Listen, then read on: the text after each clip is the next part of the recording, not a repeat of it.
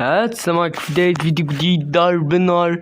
ازيكم يا صحابي يا جامدين، عاملين ان شاءكم بخير يا جماعة.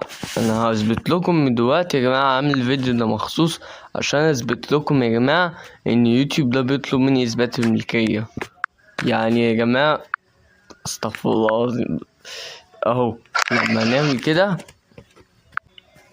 اهو يا صحابي يا جامدين، لما نعمل كده اهو هوب يطلب مننا اثبات الملكية. انتوا عارفين يعني ايه اثبات ملكية؟ ما عنديش للاسف. يا ريت يا يوتيوب ده لو انت بتتفرج على الفيديو يا ريت تشيل البتاع ده عشان ما عنديش اثبات ملكية.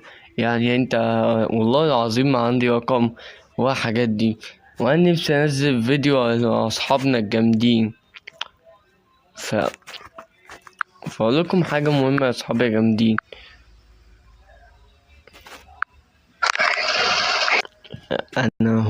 ما فيش حد ليه من اصحابي الجامدين ما قال لي يا ربنا يشفيك يا انس، عشان انا بجد يا جماعه تعبان جدا، عندي مرض شديد في البطن عشان بسبب ان انا بشرب بيبسي وشيبسي. يدول ان انا اخف يا جماعه عشان اقدر انزل لكم فيديوهات جامده جدا. وسلام. بسم الله هات في بداية فيديو جديد ضرب نار. ازيكم يا صحابي يا جامدين، عاملين ان شاءكم بخير يا جماعة. انا هثبت لكم من دلوقتي يا جماعة، عامل الفيديو ده مخصوص عشان اثبت لكم يا جماعة ان يوتيوب ده بيطلب مني اثبات الملكية. يعني يا جماعة استغفر الله العظيم، اهو لما نعمل كده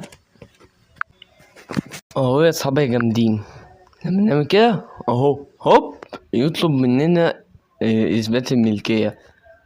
انتوا عارفين يعني ايه اثبات ملكية؟ ما عنديش للاسف. يا ريت يا يوتيوب ده لو انت بتتفرج على الفيديو يا ريت تشيل البتاع ده عشان ما عنديش اثبات ملكية. يعني انت والله العظيم ما عندي رقم ولا حاجات دي، وانا نفسي انزل فيديو على اصحابنا الجامدين. فاقول لكم حاجة مهمة يا اصحابي الجامدين.